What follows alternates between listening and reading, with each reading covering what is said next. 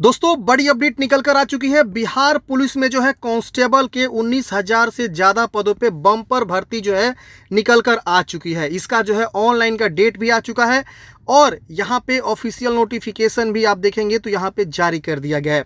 पूरी इन्फॉर्मेशन को आपको समझाने वाले इस भर्ती के रिगार्डिंग वीडियो को लास्ट तक देखिए। अगर आप बिहार पुलिस में कांस्टेबल की तैयारी कर रहे हैं तो मैं आपको PDF नोट्स के बारे में बताऊँगा, कहाँ से आप जो है कम पैसे में और अच्छी तैयारी आप कर सकते हैं। इसकी भी पूरी जानकारी हम आपको बताएंगे। वीडियो को लास्ट तक देखिए। फ्रेंड्स ये देखिए, एप्लीकेशन जो है आ चुका है, मतलब फॉर्म का डेट आ चुका है और 12th आपने पास किया हुआ है तो आप इस भर्ती के लिए फॉर्म को अप्लाई कर सकते हैं। ये देखिए, इसका एडवर्टाइजमेंट नंबर है 01/2025 और ऑनलाइन आवेदन जो भरे जाएंगे 18 मार्च से लेकर 18 अप्रैल तक जो है इसका फॉर्म भरे जाएंगे। तो सबके लिए मौका है, आप मेल हैं या फीमेल हैं या अदर स्टेट से भी आप आते हैं तो आप यहाँ पे फॉर्म को अप्लाई कर सकते हैं। बिहार में पुलिस कांस्टेबल आपका यहाँ पे पद रहने वाला है। सिपाही के पद पे आपकी बहाली होगी। यहाँ पे देखेंगे तो विभिन्न जिलों एवं बिहार विशेष सशस्त्र पुलिस में जो है यहाँ पे सिपाही के पद पर जो है आपका यहाँ पे चयन हेतु विज्ञापन प्रकाशित किया गया है। 19,838 टोटल बहाली है। वेतन स्तर 3 आपका रहने वाला है, 21,700 से लेकर 69,100। 21,700 यहाँ पे जो है बेसिक पे सैलरी होती है। इसमें जो है DA ऐड होगा, PA ऐड होगा और भी काफ़ी सारे अलाउंसेंस यहाँ पे ऐड होते हैं ना। तो इन हैंड सैलरी यहाँ पे जो है लगभग 38 से 40,000 के आसपास इन हैंड सैलरी आपको मिलेगी। अब हो सकता है कि आपको जो है सिटी में दे या जो है थाना पे दे, तो थाना में अगर देता है ग्रामीण स्तर पे तो थोड़ा सा सैलरी कम मिलता है, लेकिन पटना के कहीं सिटी में देता है या और कहीं पे सैलरी आपकी अच्छी मिलती है, क्योंकि वहाँ पे शहर में रहते हैं तो आपका जो है सैलरी यहाँ पे बढ़ के आता है। तो यहाँ पे आप देख सकते हैं सैलरी ज़बरदस्त है। 19,800, अभी 21,000 बहाली यहाँ पे चल रही है, उसका अभी जो है दौड़ चल रहा है, आप सबको पता है। और अभी दौड़ चल ही रहा है कि यहाँ पे नई बहाली 19,838 यहाँ पे आ चुकी है। तो ये अच्छा अपॉर्चुनिटी है। जिन कैंडिडेट्स के यहाँ पे फिजिकल नहीं हो पाया, किसी न किसी कारणवश से फिजिकल में छट गए, वो यहाँ पे जो है अभी से जो है तैयारी में लग जाइए। कहाँ कमी है उसको फुलफिल करिए और उसको सुधार करिए और अगले वैकेंसी का आपको जो है यहाँ पे देखिए जो है शानदार मौका मिल चुका है आपके लिए। यानी समझिए आपको हर हाल में वर्दी यहाँ पे मिल सकती है। थोड़ा सा आपका जहाँ कमी है उसको ढूंढिए और आप तैयारी में लग जाइए। तो फ्रेंड्स देख सकते हैं यहाँ पे अलग अलग कैटेगरी वाइज जो है बहाली को दिखाया गया। इसमें महिलाओं के लिए 35% सीधे आरक्षण है, यानी 19,838 में से 6,717 बहाली जो है महिलाओं के लिए रिजर्व है। बाकी कैटेगरी वाइज यहाँ पे जो है सीटों को दिखाया गया है, आप यहाँ पे देख सकते हैं। इसके बाद आते हैं यहाँ पे सिपाही पद पर आवेदन हेतु पात्रता क्या रखी गई है, तो आप इंडियन सिटीजन होने चाहिए। शारीरिक मापदंड की बात करें तो यहाँ पे जैसे कि जनरल के लिए, BC और EBC के लिए, सॉरी सिर्फ BC के लिए पुरुष अभ्यर्थी के लिए, मतलब जनरल और BC मेल, इनके लिए जो है 165 सेंटीमीटर हाइट रखी गई है। और सीना की बात करें तो 81 से 86 रखी गई है। और अत्यंत पिछड़ा वर्ग पुरुष के लिए यानी EBC जो आपका मेल है उनके लिए बात किया गया है 160 सेंटीमीटर और SC ST के लिए यहाँ पे 160 सेंटीमीटर। और सभी वर्ग की महिला, भले वो जनरल हो, भले वो अदर स्टेट की हो, भले वो जो है बिहार की निवासी हो, जनरल से आती हो, OBC से आती हो, किसी से भी कैटेगरी से आती हो, सभी वर्ग की महिलाओं के लिए हाइट जो है 155 सेंटीमीटर है। और यहाँ पे जो कि अलग अलग कैटेगरी वाइज जो है यहाँ पे चेस्ट के मेजरमेंट के बारे में यहाँ पे बताया गया है। तो आप यहाँ पे देखेंगे और अपने अकॉर्डिंग अगर आप एलिजिबल हैं, हाइट आपकी सही है तो आप फॉर्म भरेंगे। बाकी महिलाओं के लिए न्यूनतम वजन यहाँ पे मापी जाती है। काफ़ी सारी महिलाएं जो है छट जाती है फिजिकल में जाके, इसका मेन वजह यही होता है वजन। तो 48 किलोग्राम से आपका वजन कम नहीं होनी चाहिए। मेरे देख में कई सारी ऐसी महिलाएं हैं, ऐसी फीमेल थी जो फिजिकल में जाके वजन के वजह से छट गई। तो वजन को जरूर बरकरार रखिए। अगर आपका वजन कम है तो थोड़ा खा पी के जो है तंदुरुस्त हो जाइए। 48 केजी से कम नहीं होना चाहिए। महिलाओं के लिए वजन नापा जाता है। अब बात आती है शैक्षणिक अर्हता। इंटरमीडिएट आप उत्तीर्ण होने चाहिए, यानी 10+2 आपने किया हुआ है तो फॉर्म भर सकते हैं। अथवा आपने मदरसा बोर्ड से जो है यहाँ पे मौलवी प्रमाण पत्र, मौलवी का जो प्रमाण पत्र वो आपने के पास है तो भी फॉर्म भर सकते हैं। अथवा संस्कृत बोर्ड से अगर आपने जो है शास्त्री अंग्रेजी सहित अगर आपने किया हुआ है या आचार्य अंग्रेजी संहिता प्रमाण पत्र है तो भी आप फॉर्म को अप्लाई कर सकते हैं। उम्र सीमा की बात करें तो न्यूनतम उम्र सीमा 18 वर्ष है।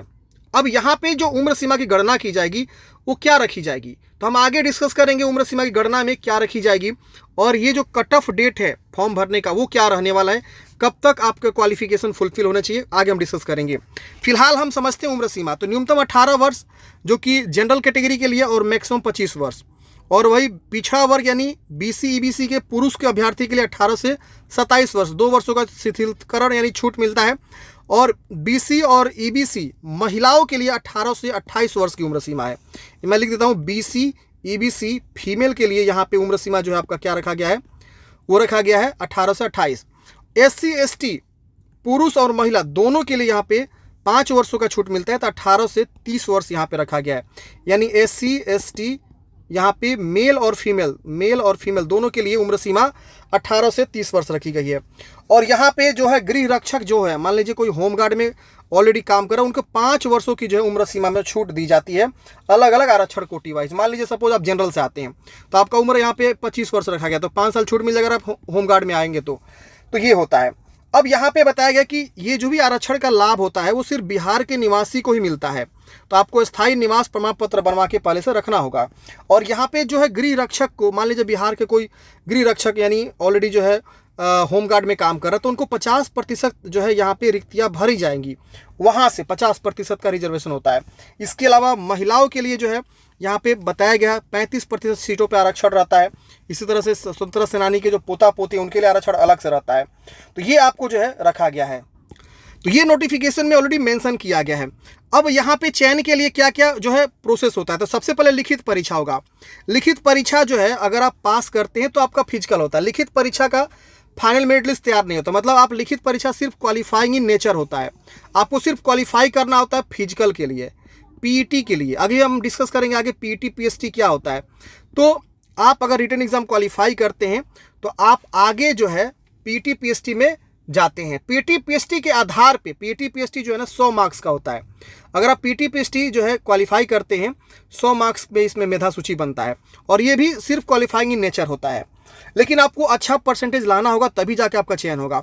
अब इसमें आप देखेंगे तो बोला गया है कि आपका परीक्षा जो है मेधा निर्माण हेतु सामान्यकृत नॉर्मलाइजेशन अंकों की गणना, और यहाँ पे इक्वी परसेंटाइल मेथड की किया जाए, मतलब कई सारे पालियों में अगर एग्जाम होता है लिखित परीक्षा, वो तो होता ही है, एक दिन में पॉसिबिलिटी नहीं होती है एग्जाम होना, तो नॉर्मलाइजेशन यहाँ पे यूज होगा। अब इसमें आपका हिंदी, अंग्रेजी, गणित, सामाजिक विज्ञान जिसमें आपका इतिहास, भूगोल, नागरिक शास्त्र, अर्थशास्त्र, विज्ञान जिसमें फिजिक्स, केमिस्ट्री और बायोलॉजी, वनस्पति विज्ञान, ये सब आपका शामिल होता है। पाठ्यक्रम आपका यही रहता है लिखित परीक्षा का। अब मैं आपको बता दूं फ्रेंड्स, अगर आप तैयारी करना चाहते हैं तो परीक्षा मार्ग के द्वारा जो है आपको बेहतरीन पीडीएफ नोट्स जो है आ जाएगा, जो कि कुछ ही दिन में आपको यहाँ पे पीडीएफ नोट्स और साथ साथ टेस्ट सीरीज भी आपको देखने को मिलेगा। टेस्ट सीरीज अगर आप लेना चाहते हैं 10 कम से कम टेस्ट सीरीज मिलेगा, और आपको जो है ना 5000 प्लस का जो है पीडीएफ नोट्स आपको क्वेश्चन मिलेगा, जिसमें सभी विषय शामिल होंगे। अब ये परीक्षा मार्ग पे आप देखेंगे तो काफ़ी सारे रेलवे ग्रुप डी का, बेल्ट्रॉन का, आईटीआई का, बिहार बीएड का काफ़ी सारे पीडीएफ नोट्स यहाँ पे आ रहे हैं, और हमेशा जो है आपको मिलेगा 99 से कम प्राइस में। जी हाँ दोस्तों, एक चीज़ ध्यान रखिएगा, यहाँ पे जो भी पीडीएफ नोट्स आएंगे बहुत ही जो है एक्सपर्ट शिक्षक के द्वारा बनाए गए आपको मिलेंगे। तो यहाँ पे आपको हमेशा पीडीएफ नोट्स जो है सस्ते प्राइस में और बेहतरीन जो है पीडीएफ नोट्स आपको हमेशा मिलते रहेंगे।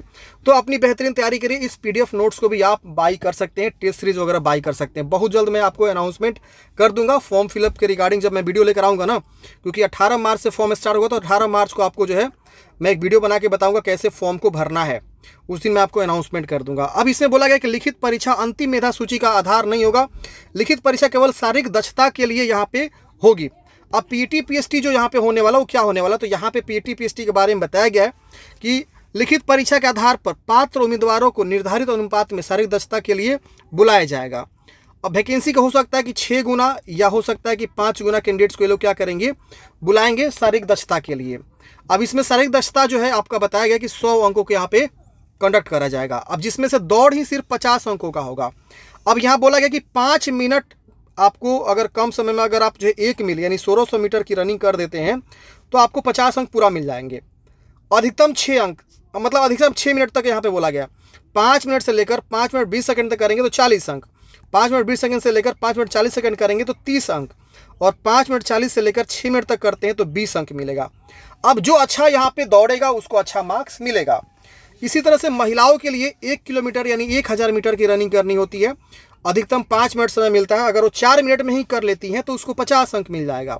4 मिनट से लेकर 4 मिनट 20 सेकंड के बीच कंप्लीट करती है तो 40 अंक, और उसी तरह से 4:20 से लेकर 4:40 तक करती है 30 अंक, 4:40 से लेकर 5 मिनट तक करती है तो 20 अंक। उससे अधिक समय लेंगी तो फेल हो जाती हैं। फिर इसके वजह से गोला फेंकना होता है, 25 अंकों का यहाँ पे गोला फेंक होता है।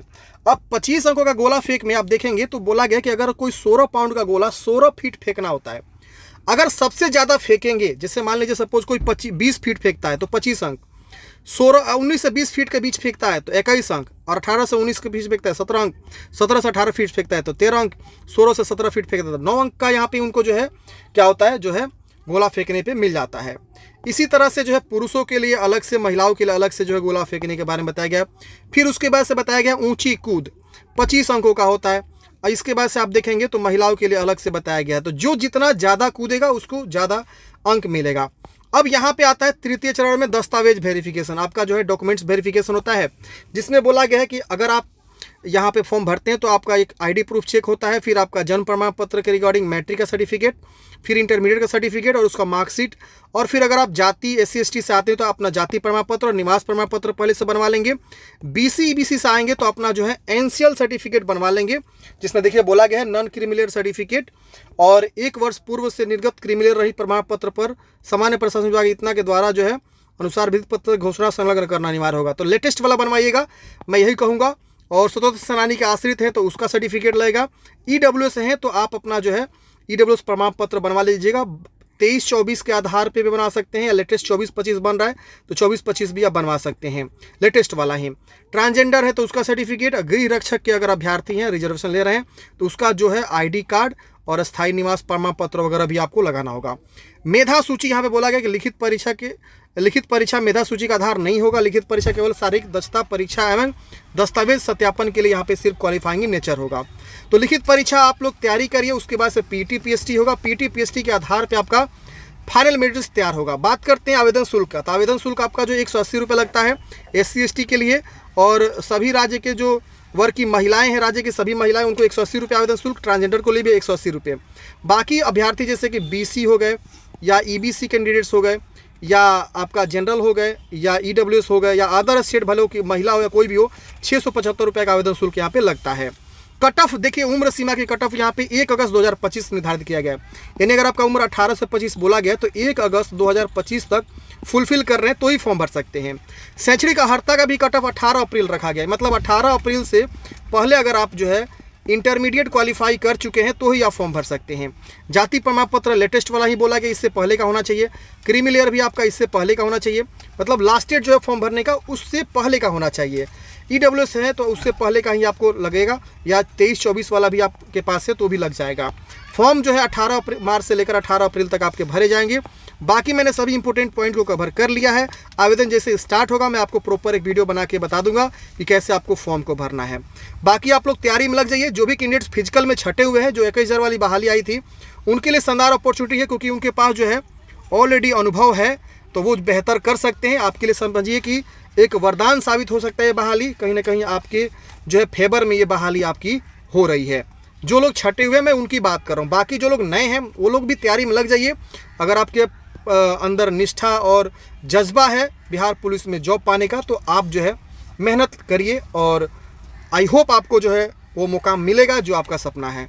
बाकी हम बहुत जल्द आपके लिए PDF नोट्स ला रहे हैं और टेस्ट सीरीज भी लाएंगे। परीक्षामार्ग.in के ऑफिशियल साइट पर लगातार आप विजिट करते रहिए। मिलेंगे फ्रेंड्स नेक्स्ट वीडियो में। जय हिंद, आपका दिन शुभ हो।